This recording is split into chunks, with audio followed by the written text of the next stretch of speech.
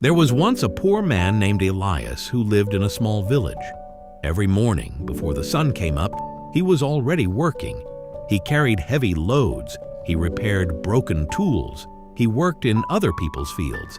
He did whatever he could to earn enough money to feed himself. But no matter how hard he worked, he never seemed to get ahead. And there was one thing that bothered him more than his poverty. A wealthy man named Samuel lived on the other side of the village. He had a beautiful house, fine horses, large fields, servants, and more money than he could ever spend. Elias watched him from a distance, and over the years, something bitter began growing inside him. One evening, after another exhausting day, Elias sat outside his little house. He looked across the village at Samuel's home. The windows were glowing in the evening light. A large dinner was being prepared inside, and Elias whispered, "Why him?" He looked down at his worn hands. "I work every day. I get up before everyone else. I don't waste my time. So why does he have everything, while I have almost nothing?" He sat there for a long time. Then his frustration turned into anger. "It's not fair. I work just as hard as he does, maybe even harder." He looked toward Samuel's house again. Then he made a wish. If only he could lose everything. If only he could live like me. Then I would finally know whether he really deserves what he has. That night, Elias went to sleep, and the next morning, something strange had happened. Samuel's house was gone. His horses were gone. His fields were gone. His money was gone. Everything he owned had disappeared. By sunrise, the whole village was talking about it. Elias heard the news, and instead of feeling sorry for Samuel, he smiled. "Now we'll see," he said. "Now we'll see what happens when he has nothing." But that evening, as Elias was walking home, he noticed someone standing beside the road. It was an old traveler. His clothes were dusty from the road. A worn leather bag hung over one shoulder. The man looked old enough to have traveled for many years, but there was something unusual about him, something Elias couldn't quite explain. The traveler looked directly at him, then said, "You wanted the rich man to become poor." Elias stopped. "How do you know that?" The old traveler smiled. "Some wishes travel farther than you think." Elias stared at him. The traveler continued, "You wanted to know why one man has wealth while another has so little." Elias nodded slowly. "Tomorrow, you'll have your answer." Then the traveler walked away. Elias watched him disappear into the darkness. The next morning, the traveler was waiting outside the village. Elias followed him. After walking for nearly an hour, they reached an empty stretch of land. Samuel was already there. He looked completely different now. No fine clothes, no servants, no horses, just an ordinary man with nothing. Elias looked at him, and for a moment he felt satisfied. Then the traveler pointed toward the horizon. Both men turned and froze.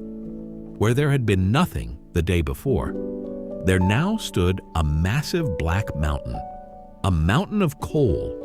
It rose higher than the trees. Its dark surface glittered beneath the morning sun. Elias stared at it. "What is this?" The traveler answered, "Your beginning." He looked at both men.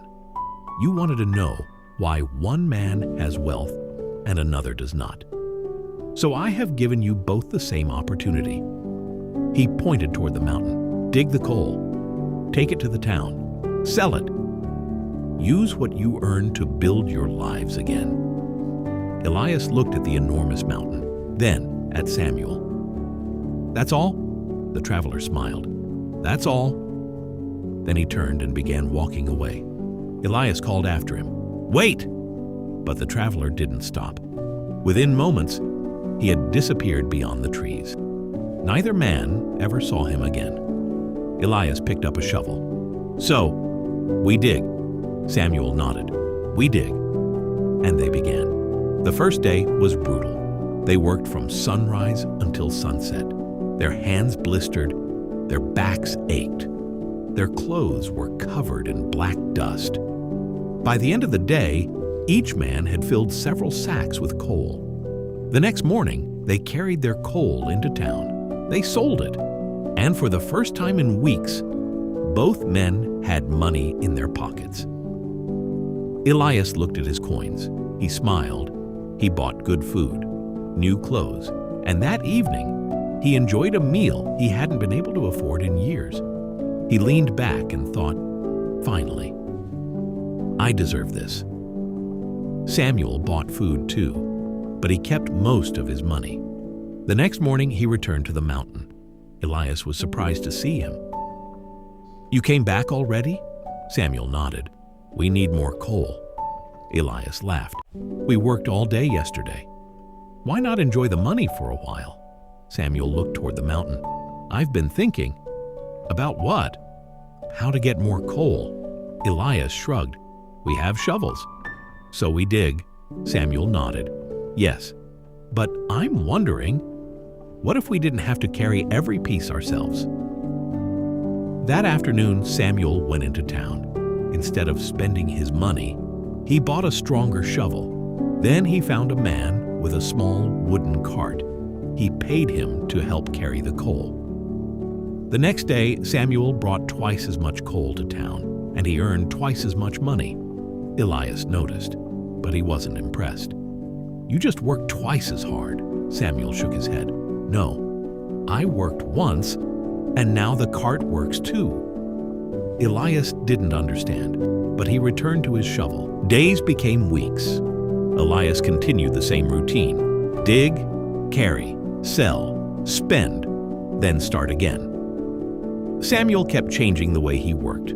First, he bought better tools, then more carts. Then he hired people to dig.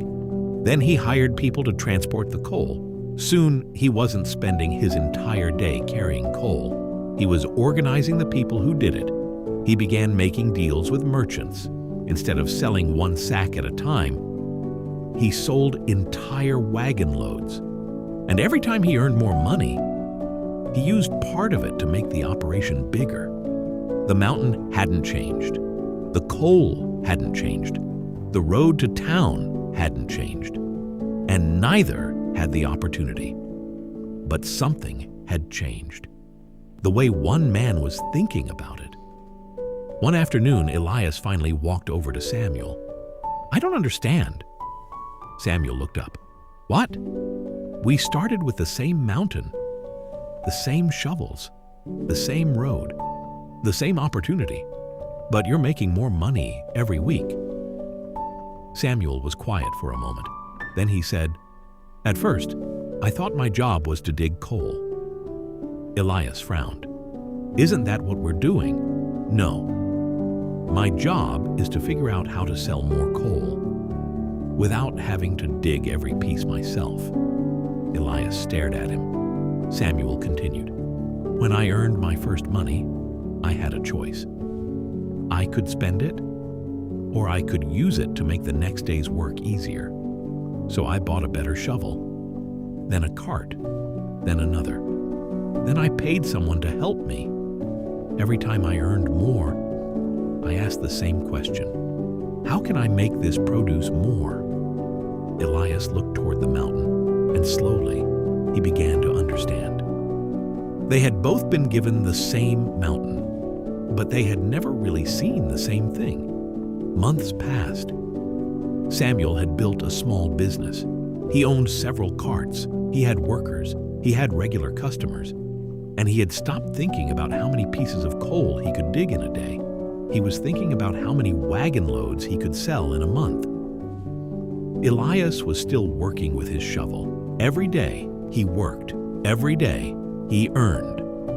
And every day he started over. One evening, Elias sat outside his little house. His hands were rough. His back was tired. He looked toward the other side of the village. Samuel's new home wasn't nearly as grand as his old one. But there were lights in the windows. People were working inside. And for the first time, Elias didn't feel angry. He felt ashamed, because he remembered the wish that had started everything. He had asked, "Why is he rich while I am poor?" He had thought the answer was luck. He had thought Samuel had simply been given more. But now he knew they had both been given the same mountain. The difference was what they did with it. The next morning, Elias walked to Samuel's home. He stood at the door. Samuel invited him inside. Elias looked around. It was nothing like the magnificent house Samuel once owned, but everything inside had a purpose. There were ledgers on the table, tools near the wall, orders waiting to be filled, people coming and going. Elias finally said, "I owe you an apology." Samuel looked surprised. "For what?" "I thought you were rich because you were lucky.